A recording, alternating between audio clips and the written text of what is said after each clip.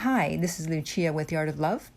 Today I want to talk about why you're afraid to do no contact. Yes, it is fear. It's not that you don't want to do it, but you're afraid to do it because you are concerned that they will forget you. That if you don't call them, that they're going to forget you.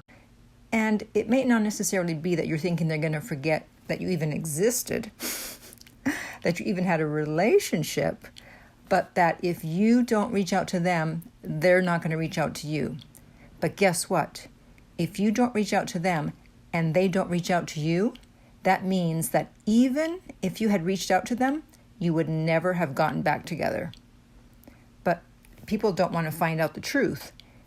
And so in order to avoid having to deal with the truth, even though the truth will set you free, but first it will piss you off, they want to reach out and make contact because they think that if they talk to their ex, if their ex hears their voice, if they have a nice discussion, that then the ex will change their mind, be reminded of the good times, and want to get back together.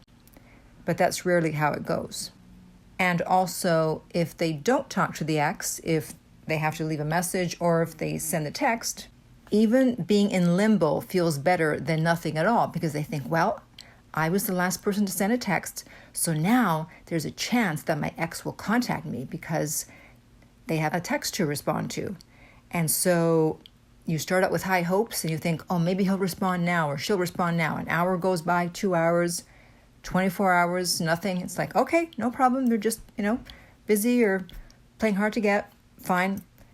Another day goes by, another day. Okay, they're still mad, but, they'll contact me. So hope keeps it alive until finally one day the realization, oh, they're not going to respond. But at least in that time where you contacted them, you gave yourself hope.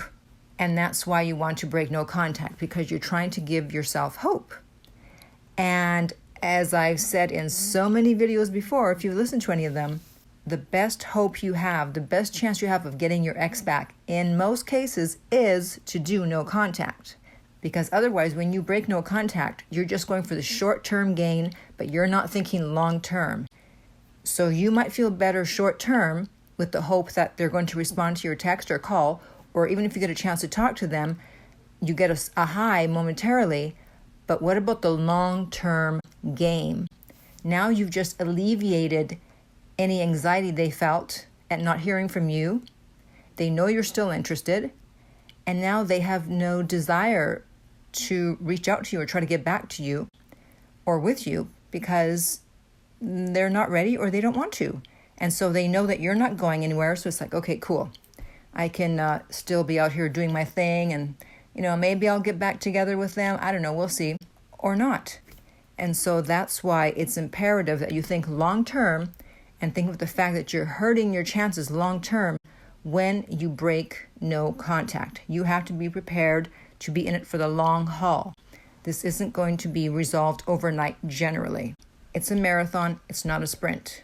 So hang in there, and if you need help, you can always contact me about coaching at my website, theartoflove.net. If you're listening to this on iTunes, I would appreciate if you would rate and review the podcast. If you're listening on YouTube, thank you for subscribing. And finally, remember that love inspires, empowers, uplifts, and enlightens.